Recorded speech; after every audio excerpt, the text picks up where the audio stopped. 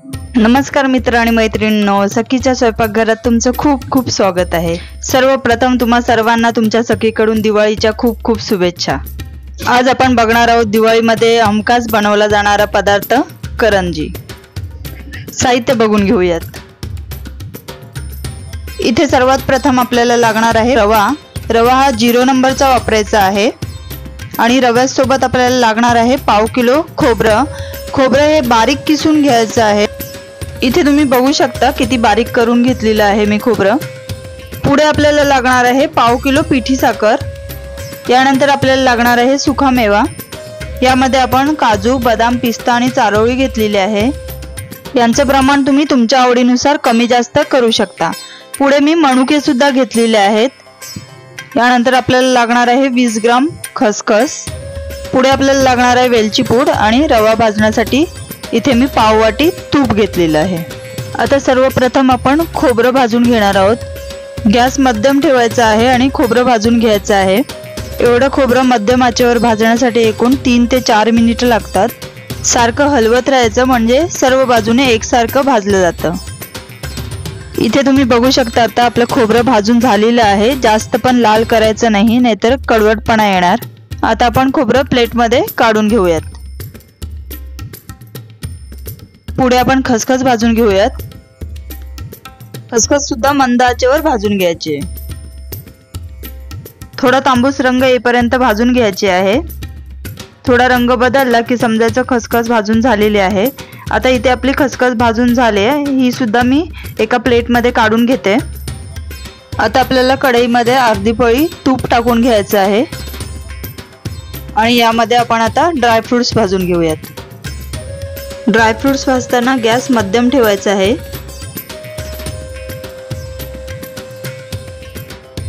Dry fruits 1 मिनिटभर भाजले की आपण यामध्ये मनुके टाकून घ्यायचे। की लवकर भाजले जातात म्हणून आपण ते नंतर टाकतो। आता आपले ड्रायफ्रुट्स भाजून झालेले आहेत, हे सुद्धा आपण प्लेट्समध्ये काढून घेऊया।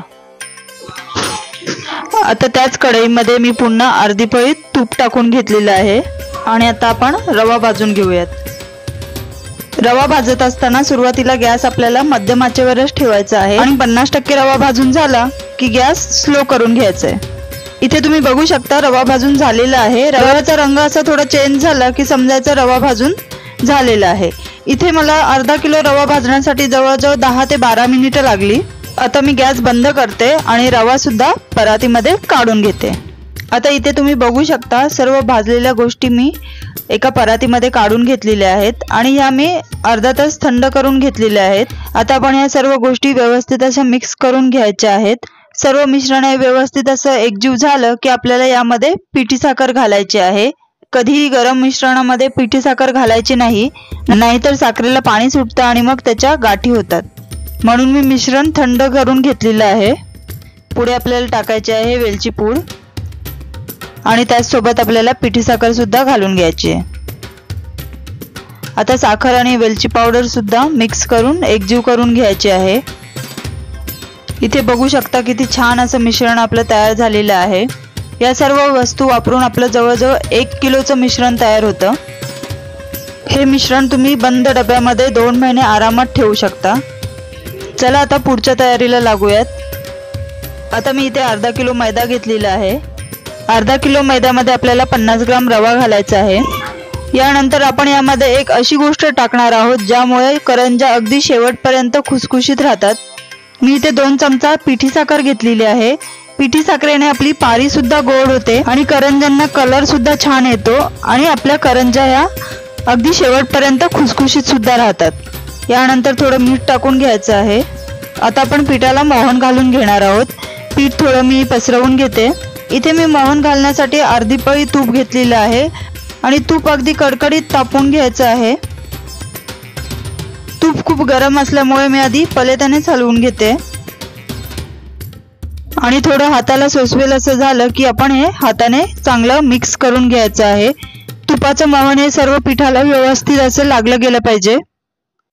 तूप हे पिठाला व्यवस्थित असं लागलं गेलेलं आहे। आता आपण पीठ मळून घेऊयात। आता थोडं थोडं पाणी टाकून मी पीठ मळून घेते।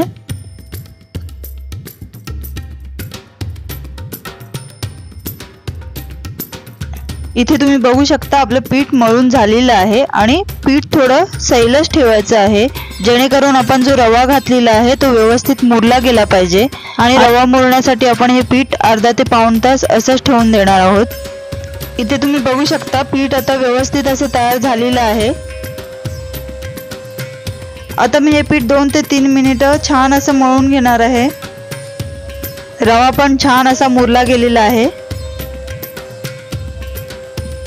आता आपण याचे गोळे करून घ्यायचे आहेत आणि गोळे करून झाले की आपण याचे लाटा बनवून घ्यायचे आहेत. लाटा केल्या तर एकसारखे गोळे पाडायला आपल्याला मदत होते.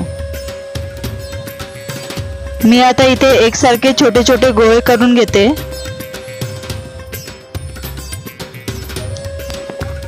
या प्रकारे असे आपण हे गोळे करून घ्यायचे आहेत आणि छोट्या छोट्या पोळ्या लाटून घ्यायच्या. मी इथे पोळी लाटून घेतली आहे. सर्व बाजूने एकसारखी अशी पोळी लाटून घ्यायची आहे. आता माझ्याकडे हा साचा आहे, आपण यामध्ये ही पोळी टाकून घेऊयात. पोळी त्यावर ठेवल्यानंतर असं थोडं प्रेस करून घ्यायचं आहे, म्हणजे सारण त्यामध्ये व्यवस्थित असं भरलं जातं. आता आपण यामध्ये सारण भरून घेऊयात.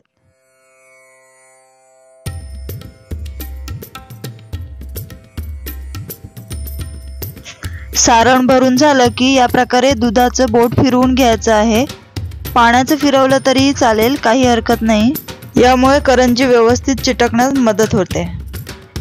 आता ही पोळी अशी वरती टाकून घ्यायची आणि साचा बंद करून घ्यायचा आहे. साचा बंद केल्यानंतर सर्व बाजूने प्रेस करून घ्यायचं आहे. आता एक्स्ट्राचं जे काही पीठ आहे ते मी काढून घेते. आता साचा ओपन करून घेऊयात.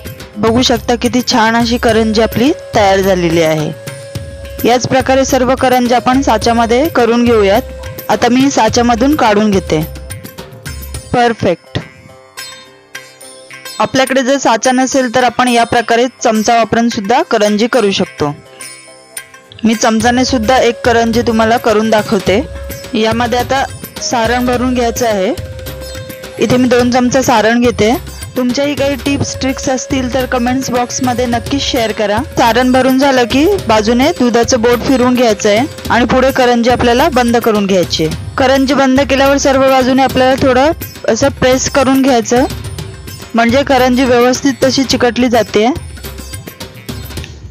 आता या प्रकारे चमचा फिरवून आपण करंजी पाडून घेऊयात. इथे तुम्ही बघू शकता किती छान करंजी तयार झालेली आहे. आता मी करंज्या तळण्यासाठी कढईमध्ये तेल गरम करत ठेवलेलं आहे. करंजी बनवल्यानंतर जास्त वेळ बाहेर ठेवायची नाही, जर ती सुकली गेली तर तेलामध्ये सोडल्यानंतर फुटली जाते. म्हणून थोड्या थोड्या करंज्यांचा लॉट बनवायचा आणि तळून घ्यायच्या. करंज्या तळेपर्यंत त्यावर एखादा सुती कपडा ओला करून ठेवून द्या, म्हणजे करंज्या लवकर सुकल्या जात नाहीत. आता आपलं तेल चांगलं तापलं आहे. आपण करंजी तेलामध्ये सोडून घेऊयात. सर्वात आधी तेल चांगलं तापू द्यायचं आहे आणि त्यानंतर आपण मध्यम आचेवर करंज्या तळून घ्यायच्या आहेत. गॅस जास्त स्लो सुद्धा नाही करायचं आणि फास्ट सुद्धा नाही करायचं.